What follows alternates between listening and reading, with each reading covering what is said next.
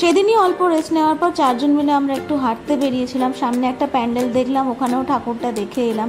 তারপরে আমরা একটু পরের দিনের জন্য ব্রেকফাস্ট কিনলাম, কলা আর পাউরুটি।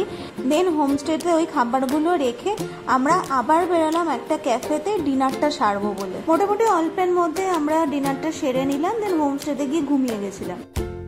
শুভ সপ্তমী সবাইকে। সকাল সকাল উঠে পড়েছি। মোটামুটি আমাদের ড্রাইভার 9টা সাড়ে 9টায় আসবে বলেছে। আজকে থেকে আমাদের অরিজিনালি ট্রিপ শুরু। হোমস্টেতে আছি, হোমস্টের সুবিধা তো নিতেই হবে। এই ডিম কিনে এনে ডিম বসিয়ে দিয়েছি, এখানে কফি হবে, সমস্ত কিছু ব্রেকফাস্ট করে টোরে তারপর আমাদের আজকে ট্রিপটা শুরু হবে। তারপর তো আমরা পেট ভরে ব্রেকফাস্ট করে নিলাম আর বেরিয়ে গেলাম আমাদের ওই ইটানগরের হোমস্টেটা থেকে। বেসিক্যালি এবারের ট্রিপটা আমরা ট্যুর অপারেটর দিয়েই প্ল্যান করেছিলাম।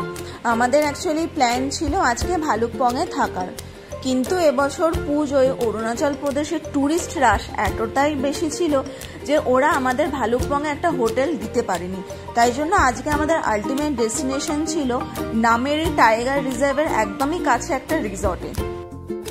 গাড়িতে বসে আমরা চা বাগান দেখতে দেখতে আর সিনারি দেখতে দেখতে যাচ্ছিলাম।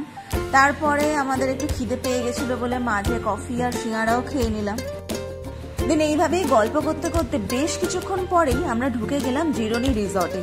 রিসর্টে ঢুকে দেখি রুম রেডি করতে ওরা বলছে এখনো 8 ঘন্টা মতো লাগবে। তাই জন্য আমরা ড্রাইভার দাদাকে বলে বাইরে থেকেই লাঞ্চটা সেরে নিলাম এইরকম একটা সুন্দর পরিবেশের মধ্যে বসে। এরপর আমরা রিসর্টে ঢুকে অনেকক্ষণ রেস্ট নিয়েছি। দেন সন্ধ্যাবেলা ওখানকার রেস্টুরেন্টে একটু স্ন্যাক্স অর্ডার দিয়ে আমরা খাওয়া দাওয়া করলাম। তারপরে আমরা পুরো রিসর্টটা হেঁটে হেঁটে ঘুরছিলাম। রিসর্টের বাইরেও জঙ্গলেও কিছুক্ষণ আমরা পায়চারি করলাম। ওরা বেশি দূর যেতে বারণ করছিল কারণ মাঝে সাঝে ওখানে হাতি চলে আসে। তারপর আর কি 10:30টার দিকে ডিনার করে শুয়ে পড়লাম।